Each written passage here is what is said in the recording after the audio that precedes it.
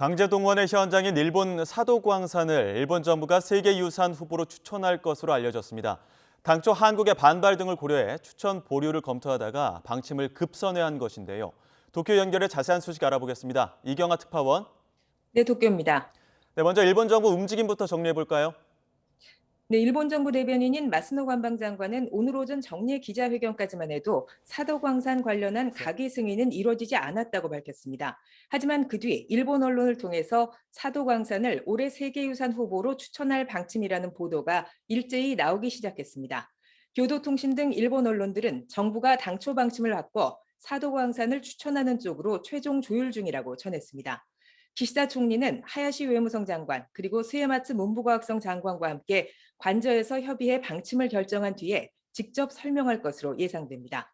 니가타현 사도광산은 에도 시대 금광으로 유명했지만 일제강점기 조선인 1,100여 명 이상이 강제 동원돼 가혹한 노역에 시달린 곳으로 알려져 있습니다.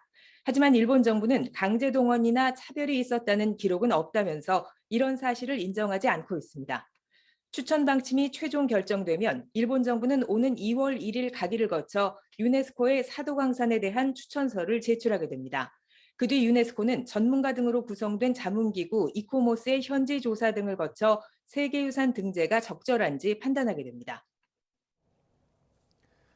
네, 유네스코의 후보로 추천하더라도 등재 가능성이 낮다는 건 일본 정부도 인식하고 있지 않습니까? 네, 그렇습니다. 유네스코는 지난해 7월 세계문화유산 등재와 관련해 추천서를 내기 전에 당사자 간의 대화를 촉구하는 지침을 채택했습니다.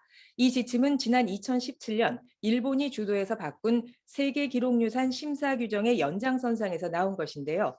당시 일본군 위안부에 대한 기록유산 등재를 막기 위해서 회원국의 반대가 있으면 절차를 진행하지 않도록 제도를 바꾼 것이 시작이었습니다.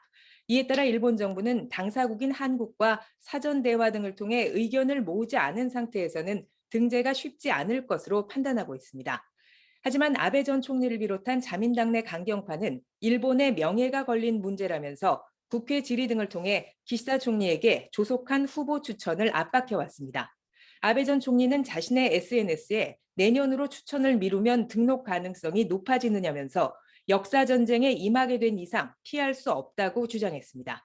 이런 강경파의 압박에 등재 가능성과는 별개로 결국 기시다 총리는 후보 추천으로 방침을 뒤집은 것으로 보입니다. 한국 정부는 이미 강력한 대응을 예고하고 있습니다. 일본 정부가 지난 2015년 군함도 세계문화유산 등재 당시 강제노동과 관련한 역사적 사실을 제대로 알리겠다고 약속하고도 아직 지키지 않고 있기 때문인데요.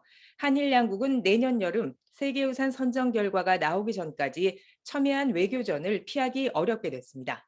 지금까지 도쿄에서 YTN 이경아입니다.